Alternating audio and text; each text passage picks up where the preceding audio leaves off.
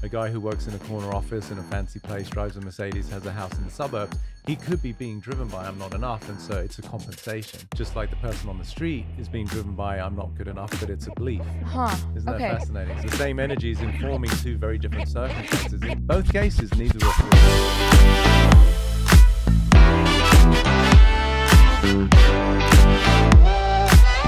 My first question is, what does it even mean to be a mind architect? Okay, we're getting straight into it. Straight into Straight it. in, no messing around.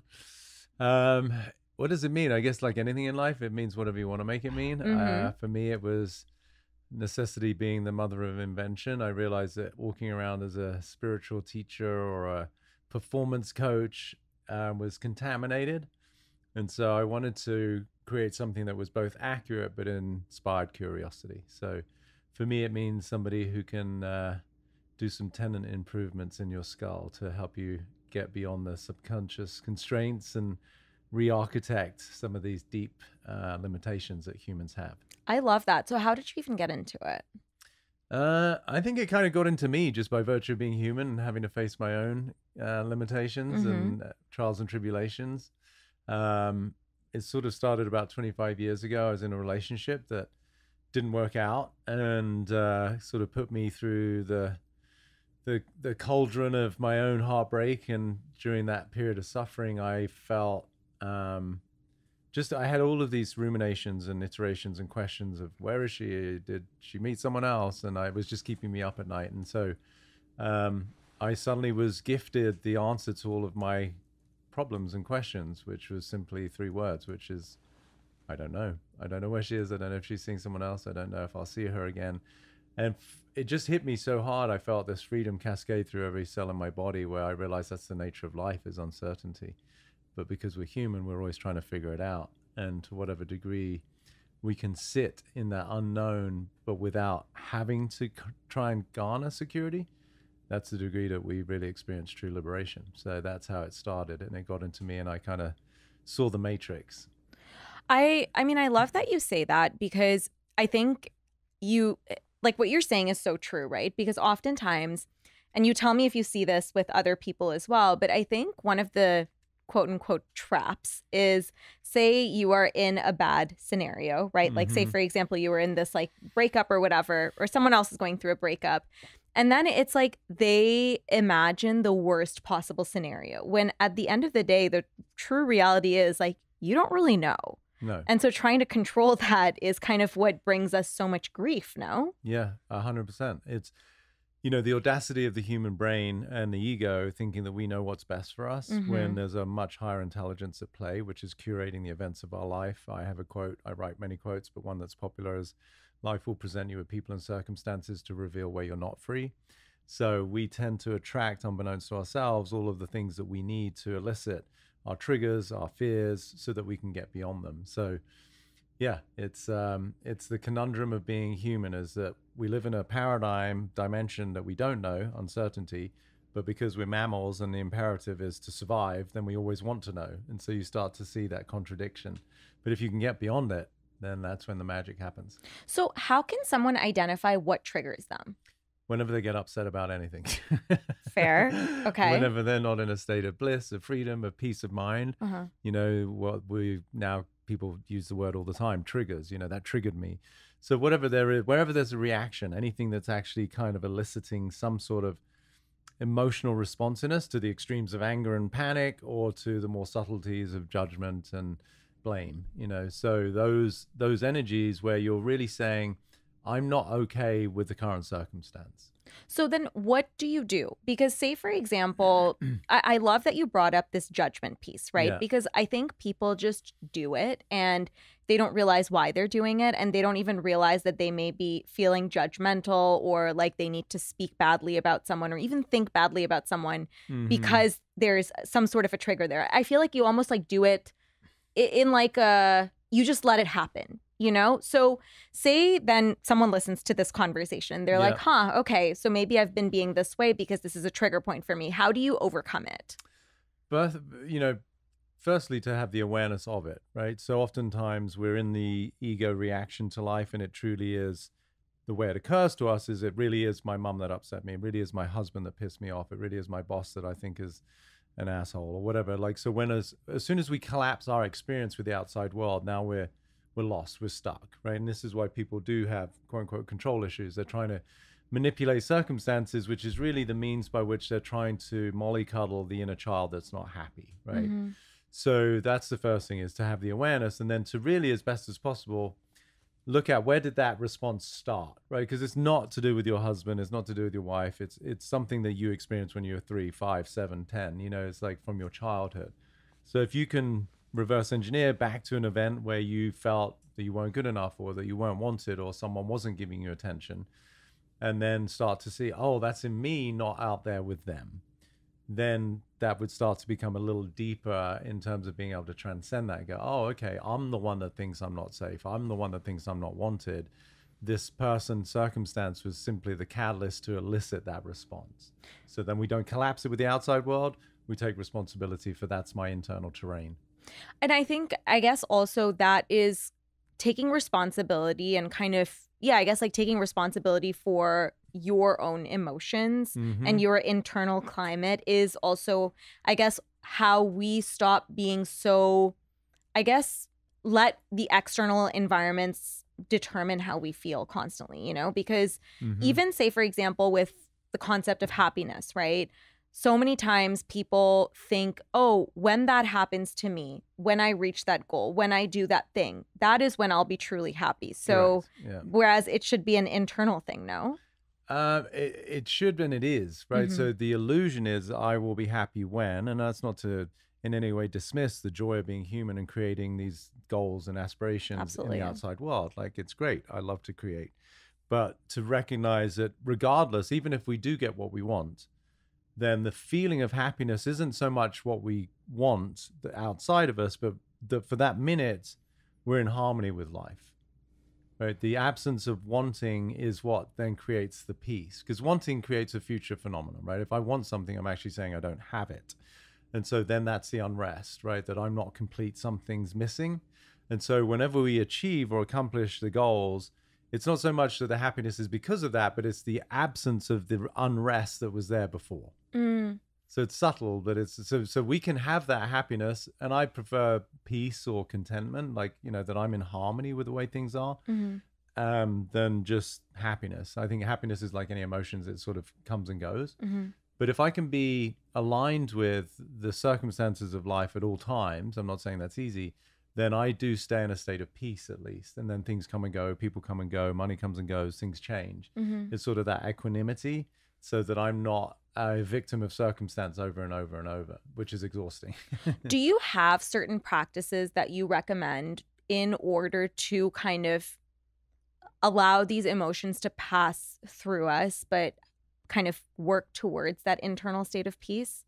Yeah, I mean, the biggest practice is doing my work, right? Is to bring awareness to these subconscious constraints that everybody's got, so that you're able to distinguish where you're being triggered by something. That gives the empowering knowledge of like, oh, I get upset when so-and-so does something, not because they do something, but because I'm still in the world of I'm not lovable or I'm not good enough. And so that's the real practice, is to let life trigger you. You know, people say, well, what should I do? I'm like, just live your life, because you're going to get pissed off. You're going to get upset. So wherever that happens, that's the opportunity to look at something, and then as best as you can, oftentimes you need reflection and a help and a good friend or a counselor or a mind architect or a coach or whatever, to be able to see, oh, it's not that the event is what triggered me, but rather it helped me to bring something to the surface that's been there usually for many, many years, maybe decades. That then you can transcend that and go, oh, is it true that I'm not good enough? Or is that just how life occurs to me? Or that's what I felt? Yeah. So at the beginning, you said that you also help people with the limiting beliefs. And of course, like triggers and limiting beliefs, they're kind of intertwined, right? Yeah. So say, for example, I'm just going to bring up an example here, right? So say someone has a limiting belief about money mindset. Yeah. How do they get past that? And say they've identified, I don't know, like some sort of a trigger, like, well, what's the most common one that you see? How do they even get past the point where they've kind of held themselves back to get to a place where they do have a healthy and abundant relationship with money? By recognizing what does money mean to them, right? Because I've got clients I've worked with, maybe 15 plus billionaires, right? And it doesn't mean that they're happy. So it's not about money. So for the person using your hypothetical, they might have a relationship to money that is about security, like that they can pay rent or they can pay bills or they can feed their children, which is less to do with an abundant mindset and more to do with a safety issue. Right. So they may have grown up in a family, for example, where there wasn't much, money, there weren't many resources. And so they lived in this terror of not knowing if they had to move again, or if they weren't going to get much food, or they actually skipped dinner because mom and dad couldn't afford it. So that might be still embedded in their system where they don't fundamentally feel safe in the world. And so that energy is the precursor to them not manifesting a lot of wealth, because the ego wants to be right about itself, even though it's always based in some inadequacy or insecurity. That's the madness of the human ego, the self-fulfilling prophecy. We get to constantly be right about our limitations. So that person might be more about safety. For someone else, it might be about self-worth, right? That they grew up in a family where maybe their brother or sister was the academic or the athlete. They got all the attention from the folks, from their parents. And so they equated that to, well, I'm not as special. And so now when they become an adult, they don't sort of attract the same value in the marketplace because they don't see themselves as special. And so then that could lead to their money woes. Okay, yeah. I want to dissect both of these examples because they're so interesting and so different. So say, for example, someone is struggling with this like safety concern. What would you then help them with? Or how would you say they should proceed? By helping them collapse what they're experiencing now with whatever the experiences were that they had in their childhood, right? So, for example, using the sort of hypothetical I started to point to, if they grew up in a family where they had to move a lot because they couldn't afford rent, or they were in some sort of council housing situation, or they had support from the government, or dad wasn't around, or his jobs were very intermittent, so there was no consistent pay, like they may then have built up this internal dialogue that the way that they relate to life is, I'm just not taken care of, I'm not safe. So now if you live within that mental construct, then the way that you relate to everything going forward has to be from that place. It's like if someone thinks they're not good enough, you can give them all the compliments in the world and they'll tend to deflect and say, oh, no, right? They're not listening to what someone's saying because they're listening to their own perspective, which is what people do. So if someone is in the world of I'm not safe, then the way that they will interact with others and circumstance has to be commensurate with that, right? You can't think that I'm not safe and then create an incredibly secure life. It doesn't work. Life is really reflecting the frequency and energy that we occupy. So that's maybe one of the precursors to them feeling that. So they would, to answer your question, have to look at that and go, oh my gosh, yes, as a child, I had the constant experience of we weren't safe, that my needs weren't met. And so now I can see that I actually accumulated that over time and then kept getting evidence for it. And so that's how I relate to life. So what I do in my practice is I take people into that and I say, okay, if I was to cut you open, am I going to find that as part of your genetic makeup? And they're like, no. And I'm like, okay, so where does it exist? Well, it's what I believe, right? And so what is a belief? It's fundamentally words, it's language. So you're living in a prison based on sound. Right. And so when people really see it, they're like, holy shit, like I'm being stopped by words. Wow. Yeah, it's very profound. And so when they see that the I'm not safe construct based in language is not a truth, they can feel it. I can feel for myself. I do well, but I could, certainly if I was paid to be an actor, I could play the role of someone who doesn't feel safe. Right. We have access to all of these different experiences as humans, but it's being able to distinguish it as not a truth, but just my reality. And so that's why perception is reality. So when they see that it's not a truth, then it opens something up. It's not true that you're not safe. And if that's seen as not true, how would you feel? And they're like, oof, wow, I'd feel relief. I'd feel I could relax for a minute. That changes their frequency, then it's a precursor to circumstances shifting in accordance with that. I love that. And I think it can be applied to every scenario that you're taught, like this exact framework. Yeah, that's why I do what I do. I've delineated these 10 prisons that everyone has. It's going to be in my book when that comes out next year. And yeah, for me, every human being has these 10 prisons, and I'm not safe as one of them. So okay, what are the other prisons? I can't tell you. They're in the book. Can you tell me one more? I'm not good enough, or I'm not enough. Okay. Yeah, everyone can relate to that. That leads into people-pleasing, perfectionism as a coping strategy, or people sometimes go straight into the prison, right? So I'm not good enough. They will fulfill on that, become an addict, end up on the streets. So it's kind of interesting. If you understand the dynamics of a constraint, it can inform either the disproving of it or the proving of it. a guy who works in a corner office in a fancy place, drives a Mercedes, has a house in the suburbs, he could be being driven by I'm not enough. And so it's a compensation. Just like the person on the street is being driven by I'm not good enough, but it's a belief, right? Huh. Isn't that Okay. fascinating? So It the is. same energy is informing two very different circumstances. In both cases, neither are free. Wow. And then I Yeah. guess applying that same framework of where did it come from, this Yeah. like feeling of I'm not enough. Yeah. And kind of understanding that it's a prison of words, as you said so Yeah. eloquently. That's kind of how you dismantle the belief. Yeah, by just seeing it's just something that you literally have made up based on experiences. It's not to dismiss what people went through. People go through horrific things like abuse, sexual abuse, physical abuse as kids. Awful, yeah. It's horrific. So when someone really feels, and the degree to which the trauma was that, dramatic is the degree to which the belief becomes that much more convincing, right? Mhm. And so it takes a lot of compassion and time and patience and love to be able to sort of tease that out of somebody's reality and for them to see, holy shit, like just because that happened when I was 6 doesn't mean that it applies when I'm 36 or 46, Mhm. but I'm still living in the same prison. So yeah, that's the process, is to bring awareness to the constraint and then investigate the validity of it. It's never a truth. Mhm. It's convincing, but it's not a truth. Yeah. And then discover what's available on the other side of that. And it's always freedom. That's so interesting. Have you noticed certain personality traits that are common amongst people who continue to stay in this victim cycle versus people who are able to pull themselves out of it? Personality traits in terms of what do you mean? Like, Just like, I guess, how they're built, or like, are they just able to, like, is it growth mindset? Like, are there certain things, like, are they able to learn quicker? Like, what is it? Because say, for example, there's two people, right? Yeah. And they've both gone through the same scenario. And you see it, like, there have been studies done on this with like two siblings from the same family, Yeah. same upbringing, both Yeah. horrible. yeah. One kind of like moves on to a better place in life, and the other one kind of digs themselves into a deeper and deeper hole. Yeah. What is the difference between these two types of people? And like, if someone is in this victim mentality state where like year and year after, something bad happens to them, they continue to tell themselves this narrative, what are the, I guess, traits that you see? Got it. So I think, without getting too esoteric, I think there's a lot to do with karma, right? Like, so the degree to which somebody in this lifetime, in this particular iteration of who they be as a human, is ready to transcend constraints.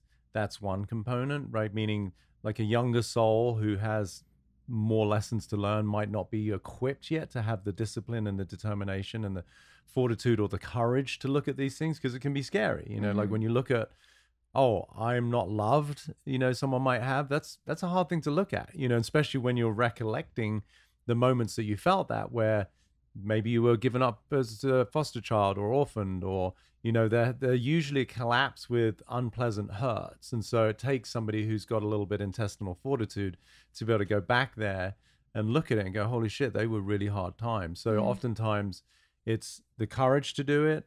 It can also be the resources, right? Meaning having someone to support, whether it be a loved one, a friend, a psychiatrist, a therapist, a Peter Crone or whatever, to be able to help somebody in a very loving, compassionate way, to hold a safe container, to be able to go through those things.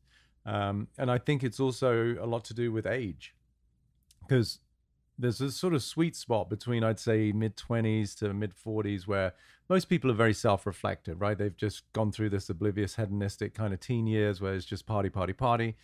And then, you maybe get a job, you start to earn some money, and then maybe you fall in love, and then shit starts to fall apart, right? You get your heart broken, you don't get the job, you get fired. And it's like we start to face these bigger challenges in life. And I think that's where the self-inquiry can start.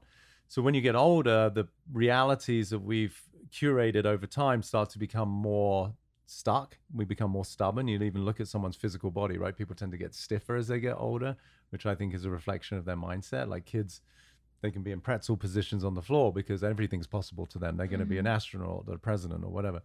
So I think those are two of the biggest components is, where are they at in their own stage of life? And to what degree do they have the internal drive and determination to want to break free, versus obviously nowadays there's just so many forms of escape, right? You can drink, you can eat, you can smoke weed, you can take prescription drugs. And so it takes a particular spirit that wants to do the work, reflect enough to be able to break out of those limitations.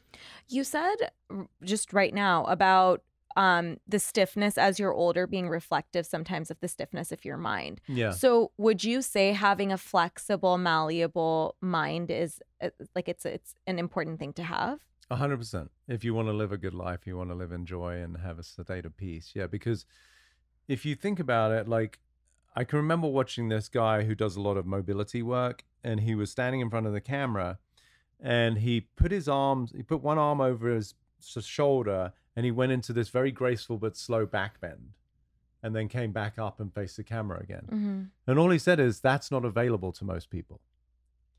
Right. So it was a physical reflection of possibility. Mm-hmm. Mm-hmm. I'm pretty in good shape. I can't do that. Right. It's not available. So if you equate that with the mind, if someone is sort of stubborn or stiff in the way that they view life, there is a whole gamut of life that's not available to them. So I traffic in possibility, right? Like my 3 main pillars are freedom, love, and possibility. So if somebody's stuck in the way they view things, like, no, my mother-in-law is a bitch, or my boss is da-da-da, you got nothing else you can see. You're stuck. So that's why kids are so full of joy, because I would assert that they don't know what they don't know yet. They haven't had the heartache. They haven't had the failures. And so they're not cynical or resigned to life yet, right? It's all available. It's all possible. Mm-hmm. And so I do feel that equates to their mobility in their body, but also their mobility in their imagination, and then sense of joy and playfulness. The more we become stuck in our view and we become adamant about the way that we know things are and how they should be, you've lost that pliability and that playfulness. I could not agree more. And I think actually it's been shown with like multiple studies. In fact, I read a book about this pretty recently, that the most successful people are people who are willing to change their minds based on evidence that they're getting, right? I think, unfortunately, most people want to stick to their belief no matter the evidence that they're getting, because the main thing is, let me hold on to my belief just because then I'll be right. But yes, it's a silly thing, because what are you getting out of being right? Mm-hmm. You know, like, where is the freedom? Where is the joy? Where is the happiness? And that it's like a very egotistical thing, in my opinion. It is. Yeah. It's like, again, one of my quotes, I say, being right is the poor man's version of self-worth. I love that. That's a good quote. Thank you. Yes. Yeah. I pride myself on those. They seem to come through me. That's how I write my book. But yeah, so if you understand the nature of the ego, which is fictitious, it's based in these insecurities and these inadequacies. So because it's made up, it has to find evidence to sustain itself. That's the right. So being right is the way that the ego gets to validate its own view. So yeah, I'm glad that you can see that, because it is what happens in arguments between couples, between nations, between religions. It's like, we're right, you're wrong. Now you've created conflict. And also, I think that that's why people who have opposing beliefs can no longer sit and have a conversation, because each is just determined to have the right view in like a very overarching way. You know what I mean? Yeah. It's not like, oh, like, let me hear what they have to say, or like, I can just have an interesting discussion. And if nothing else, I learn something new about how somebody thinks. And I think that that's really fascinating. Yeah. That's why I can sit and have these podcast conversations. It's not that I agree with every single person that comes in through these doors, but nevertheless, I'm very interested to learn what they have to say. Yeah, which is beautiful. That is listening. That is love. You know, I always tell people that just really getting somebody else's reality is an expression of love. And also, I think it helps you see why people think the way they do, you know, because I remember like earlier on, you were saying, oh, you know, some people have this fixed opinion. Oh, my mother-in-law is a bitch, or my boss is this or that, right?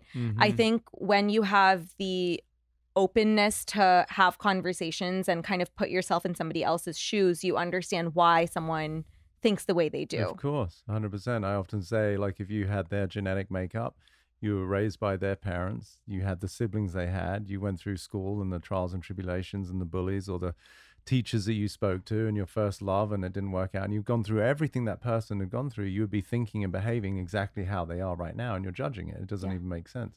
It doesn't condone behavior, but at least it brings compassion and understanding. Yeah, and I think also then it allows you to communicate in a way that may be able to get through. There's a book, I believe it's called How to Change Your Mind. I think the author is Jonah Berger. It's one of my favorite books. And in it, there's like numerous examples of basically people who are able to change other people's minds simply because they were willing to hear openly without judgment, and then able to kind of convey their message in a way that would allow the other person to see them in a way that's non-threatening, if that makes sense. Absolutely. So yeah, listening, I would say, is one of my superpowers, and why I get to work with the kind of people I work with, because not to sound, dismissive, but I'm not concerned about who anyone is in the world or what they're worth. Like, I just want to hear their reality, and pay attention and care enough to be able to see where perhaps unbeknownst to themselves, they're stuck, or they're living in a self-defeating judgmental mindset.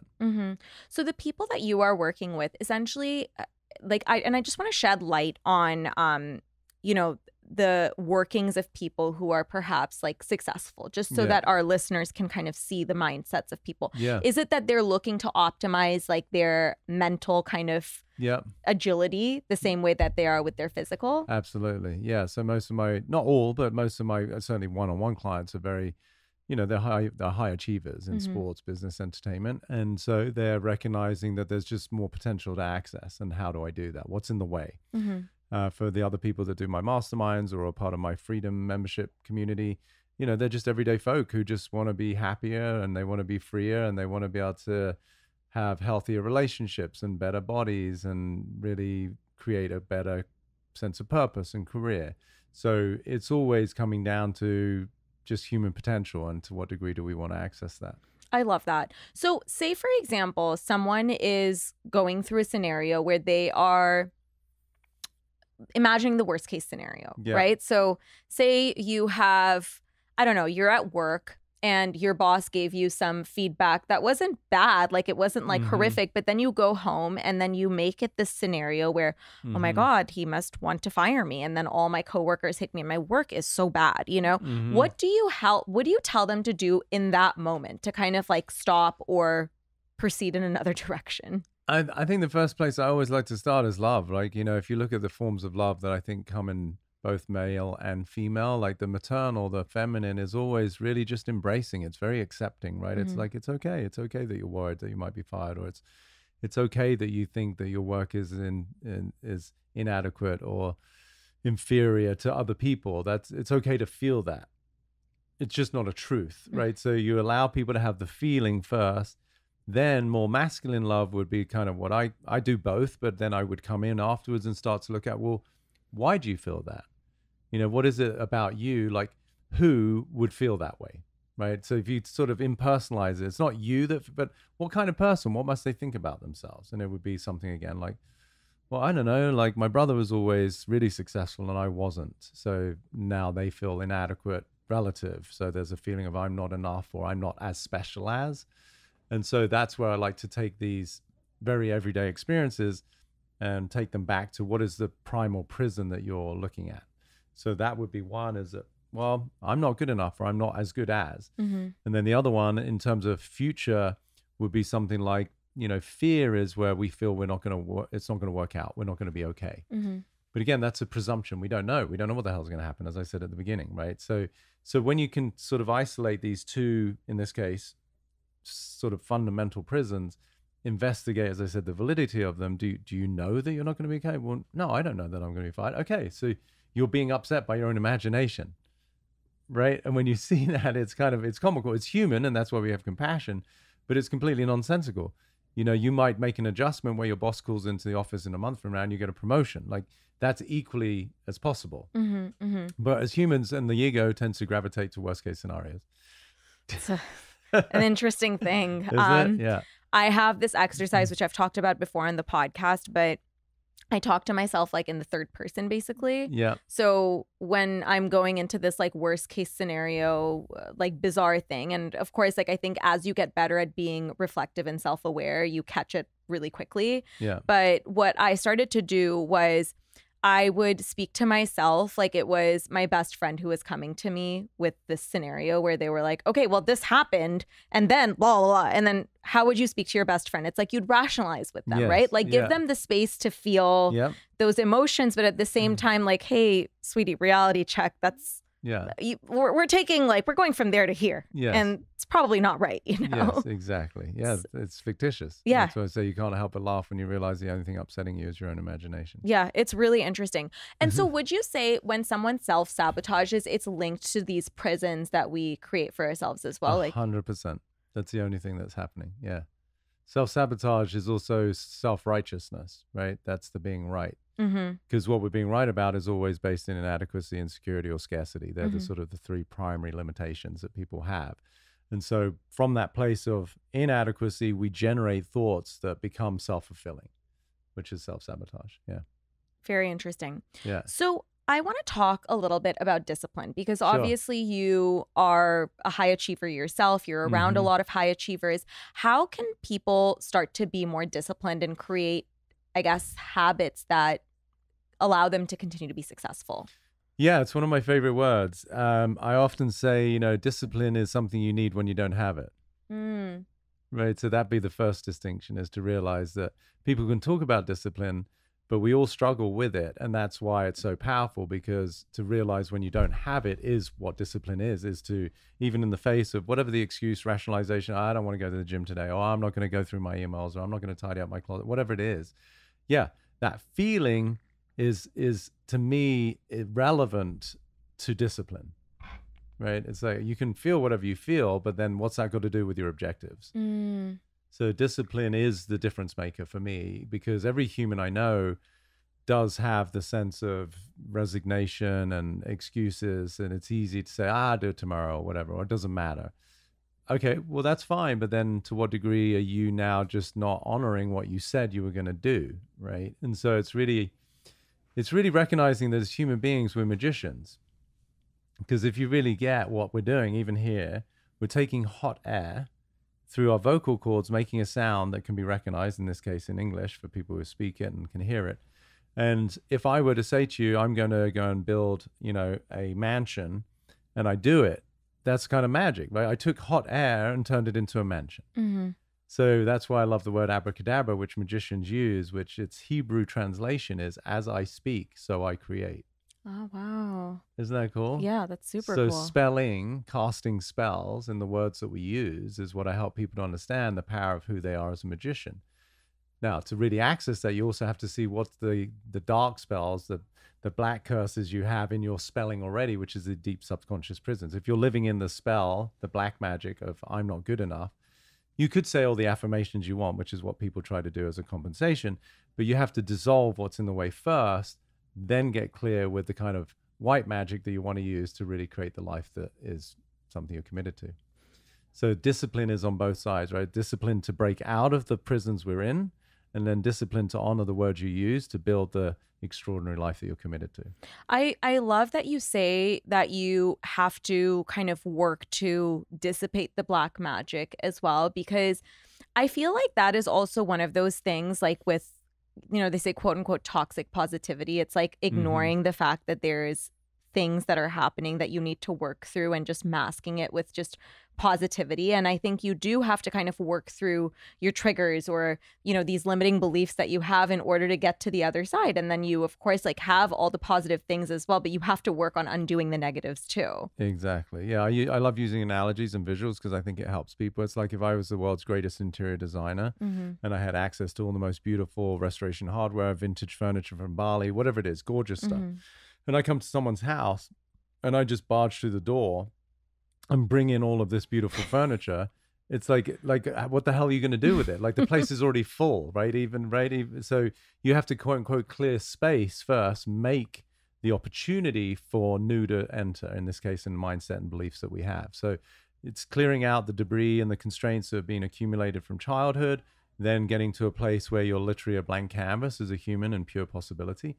and then through your own, choices, declaring what it is that you want through the power of your own voice. So then if someone is wanting to clear out this debris, then like your mastermind helps them do all of that as well? Completely. The most powerful journey anyone can go on, a 3-month container. Yeah. Wow. Okay. So tell me about the mastermind.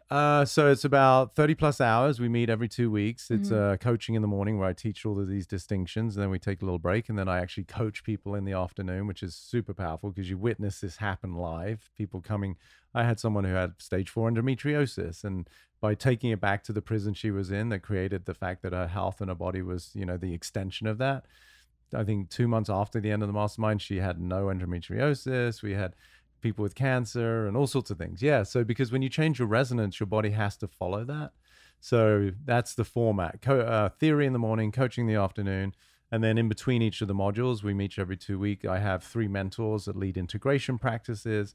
We have worksheets, and there's just a super comprehensive program. Wow, that's incredible. I'm totally going to do that. Yeah, it's very powerful. Yeah, it sounds and you almost like get all 10 prisons because it just happens where I talk to people that there's not safe, not good enough. They all come up because I don't know who I'm talking to. Like I just see someone's virtual hand up. We've got, last time I think we had 28 countries represented, people from all around the world so it's beautiful because you see different people of colors, nations, languages, but they've all got the same fundamental concerns, So even if I don't speak to someone, they vicariously get their own liberation by listening to somebody else. Wow, that's incredible. And it's done live? It's live online. Right. Yeah, so and then it's all recorded. Yeah. So I mean, people don't have to, but they're so committed to the work. They get up at 2, 3 o'clock in the morning in Hong Kong or New York, because it's all around the world. But it is all recorded, so people can access it whenever they want. Yeah. Wow, that's incredible. Yeah, it's super fun. It's sad. I don't know when this will come out, but I'm starting one on Saturday. So probably by the time people listen to this, it'll be like 2 weeks late. Wait, yeah, that's okay. So this Saturday, and how often do you do it? We'll do another one starting in January, so people could always sign up. Oh, that's a really good time to do it. Yes, I feel like people are wanting to like cultivate new skills and stuff. Yeah. I might sign up for the Saturday one. That sounds amazing. Okay. Yeah. Do it. Super it's cool. Fun. Thank you. Okay, so I want to leave some time for audience questions. Yes. So the first one is, can you chat a little bit about manifestation? Sure, I could chat a lot a bit about it. I love that. Yeah, manifestation to me is one of those buzzwords that is so poorly understood. So the first thing to understand, like I was saying with the analogy of furniture in a house, you have to remove what's in the way. So for me, manifestation currently is based on, it's something outside of me that I want to manifest. It's something that I have to do, and it's based in time, right? So those are the 3 misnomers. So to me, manifestation is your life. Right? It's an extension of who you be now. So what we want isn't out there, it's us, based in a frequency and experience. It's not based in time, it's now. And it's not something that's incumbent upon me, but rather life will meet me at the frequency that I'm imbibing and holding. So that just completely negates the 3 misnomers to me, right? Because most people, I'm going to manifest. So do you see that's like something up to me, it's in the future, and it's going to take time. And so those aren't truths. Manifestation is happening 24/7 based on the frequency and the vibration you hold. So if you want to, quote unquote, have a different life, don't worry about circumstance. Look at who must I be that creates the life I currently have.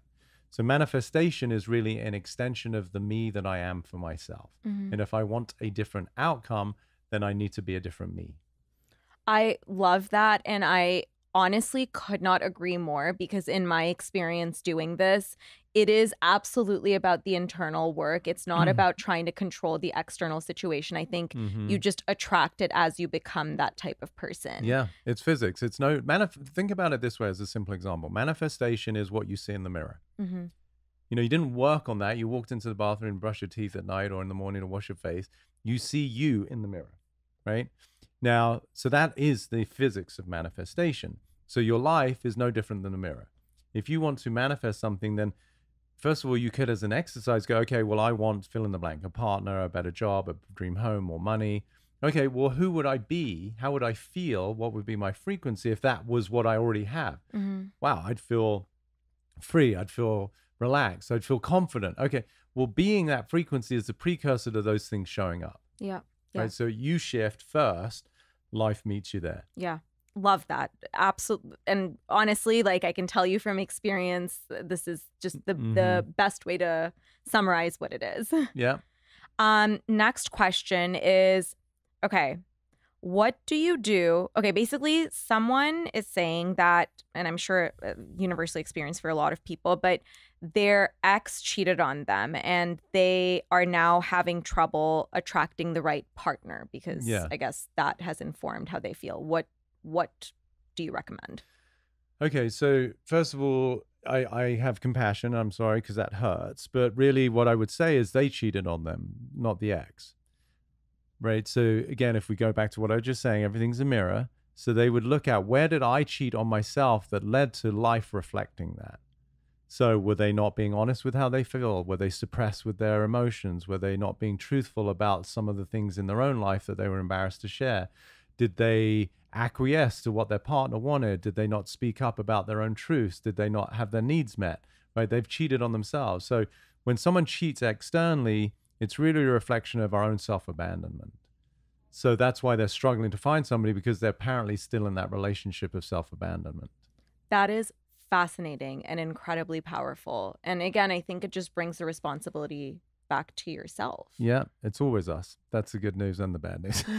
Because that means you have to be responsible. And most people are like, screw that. I just want to point fingers at people. It's true.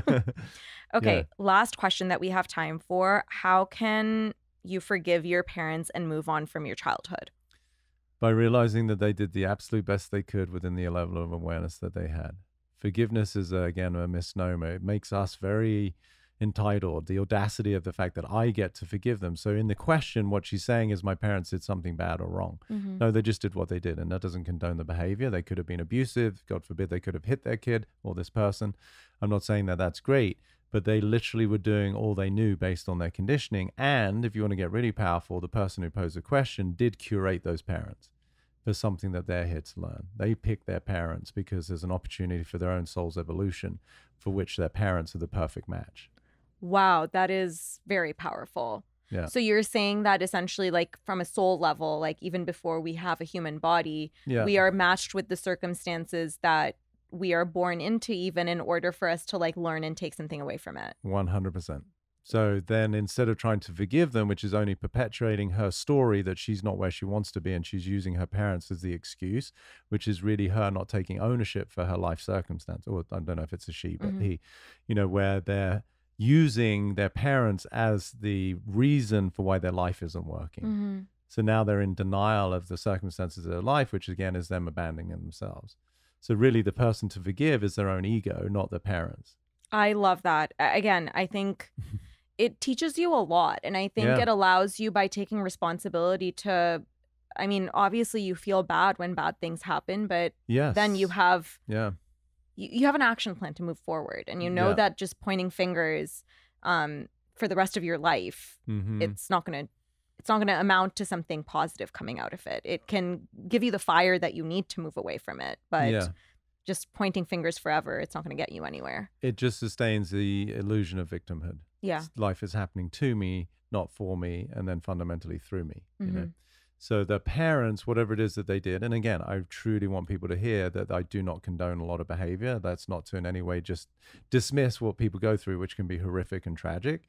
But nonetheless, however bad those circumstances were, the illusion of forgiveness is that I'm the almighty one who gets to pardon other people. But no, they're human beings with their DNA. And if you were raised, again, going back to what I said earlier, by their parents who maybe hit them or abused them emotionally or whatever they did, that's what they learned, right? So now the opportunity is for this person to see, oh, can I choose to rise above the legacy of whatever those behaviors are without any sense of blame or shame? And therefore, there's no forgiveness. There's just an opportunity for me to become a much more powerful and free human being. Incredible. Thank you so much for being here. This was absolutely incredible. Tell everyone where they can find you. Well, thank you. I appreciate it. It's a lovely conversation. They can find me at petercrone.com as a website for all things to do with my mastermind or the Freedom membership, which I made super available. It's just $29 a month and there's over 80 hours of content. And on Instagram at Peter Crone. Facebook, I think, is Peter Crone, Mind Architect. Basically just my name. Amazing. Thank you so much for being here. This was a joy. Thank you.